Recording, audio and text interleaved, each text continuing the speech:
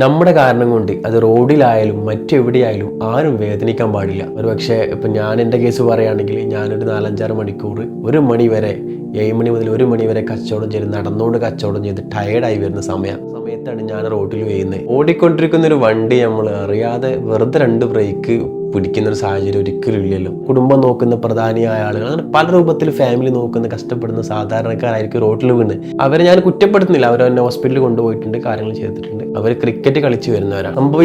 സംഭവിച്ചതിനെ കുറിച്ച് ഇനി പറഞ്ഞിട്ട് കാര്യമില്ല. അങ്ങനെ ഹോസ്പിറ്റലിൽ കൊണ്ടുപോയി. ആ ടീമിന്റെ നമ്പർ എൻ്റെ അടുത്ത് ഉണ്ടായിരുന്നു. അവരെന്നെ കോൺടാക്ട്, ഞാൻ തന്നെ അവരെ കോൺടാക്ട് വാങ്ങി അവരെ നമ്പർ പരസ്പരം സേവ് ചെയ്തു. പക്ഷേ ഇന്ന് പറ്റിയിട്ടിപ്പം വ്യാഴാഴ്ച പറ്റി, വ്യാഴം വെള്ളി ശനി ഞായർ തിങ്കൾ, ഇന്നിപ്പം 5ാമത്തെ ദിവസമാണ്.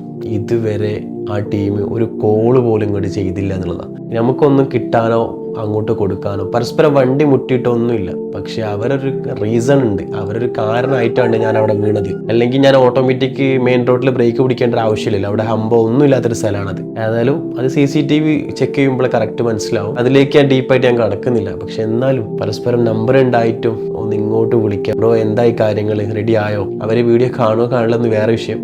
സുഖമുണ്ടോ, ഒരു വിശേഷമില്ല. അവര് ചേളാരി യൂണിവേഴ്സിറ്റി ആ ഭാഗത്തുള്ള ടീമാണ്. ഏതായാലും അവരുടെ പേരും അവരൊന്നും ഞാൻ വെളിപ്പെടുത്തുന്നില്ല, അത് മോശമാണ്. നമ്മുടെ കാരണം കൊണ്ട് മറ്റൊരാളെ ഫാമിലി കഷ്ടപ്പെടുന്നു. ഏതായാലും അവർ ഈ വീഡിയോ കാണുന്നുണ്ടെങ്കിൽ ഞാൻ എൻ്റെ ഒരു വേദന അറിയിച്ചതാണ്.